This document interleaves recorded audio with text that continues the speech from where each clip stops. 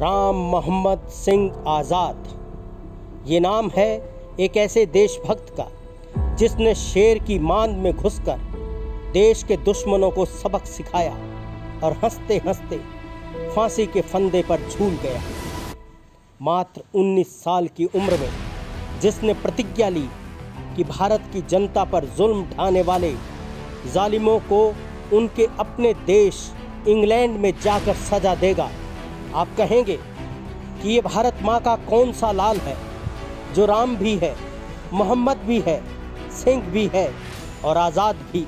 तो हम आपको बताते हैं कि इस देशभक्त शहीद का नाम है ऊधम सिंह, जिन्होंने जलियांवाला बाग हत्याकांड के 21 साल बाद इस दरिंदगी के असली गुनहगार माइकल ओ'ड्वायर को इंग्लैंड में जाकर गोलियों से भून डाला। असल में 13 अप्रैल 1919 को वैशाखी के दिन पंजाब के जलियांवाला बाग में निहत्थी जनता पर अंग्रेज़ों ने गोलियां चलवा दी थी। इस गोलीकांड में हज़ारों लोग घायल और शहीद हुए थे। गोली चलाने का हुक्म जनरल एडवर्ड हैरी डायर नामक अंग्रेज़ अफसर ने दिया था, किंतु इसके पीछे पंजाब के तत्कालीन गवर्नर जनरल माइकल ओ'ड्वायर का हाथ था। ब्रिटिश सरकार इस हत्याकांड के माध्यम से पंजाब की जनता को आतंकित करना चाहती थी। ओ'ड्वायर ने जनरल डायर की कार्रवाई का अंत तक न सिर्फ समर्थन किया था बल्कि उसका बचाव भी किया था। इस जघन्य हत्याकांड के समय 26 दिसंबर 1899 को पंजाब के सुनाम में जन्मे ऊधम सिंह भी बाग में मौजूद थे। उस समय उनकी उम्र मात्र 19 साल थी। उन्होंने इस खूनी दृश्य को अपनी आंखों से देखा था। गोरी हुकूमत द्वारा रचे गए इस कत्लेआम से क्षुब्ध होकर इस युवा ने उसी समय इसके जिम्मेदार पंजाब के तत्कालीन गवर्नर को मौत के घाट उतारने का फैसला ले लिया। जलियांवाला बाग गोलीकांड के करीब 21 साल बाद 13 मार्च 1940 को लंदन के एक हॉल में उन्होंने माइकल ओ'ड्वायर को गोलियों से भून दिया। हाई सिक्योरिटी वाले इस कार्यक्रम में वे एक मोटी किताब के पन्नों के बीच रिवॉल्वर छिपाकर ले गए थे। ओ'ड्वायर की हत्या के बाद ऊधम सिंह भागे नहीं बल्कि उन्होंने अपनी गिरफ्तारी दी।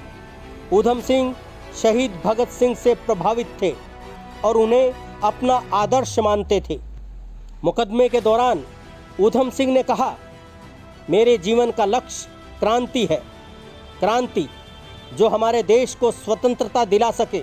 मैं अपने देशवासियों को इस न्यायालय के माध्यम से ये संदेश देना चाहता हूँ कि देशवासियों, मैं तो शायद नहीं रहूँगा, लेकिन आप अपने देश के लिए अंतिम सांस तक संघर्ष करना, अंग्रेजी शासन को समाप्त करना और ऐसी स्थिति पैदा करना कि भविष्य में कोई भी शक्ति हमारे देश को गुलाम न बना सके।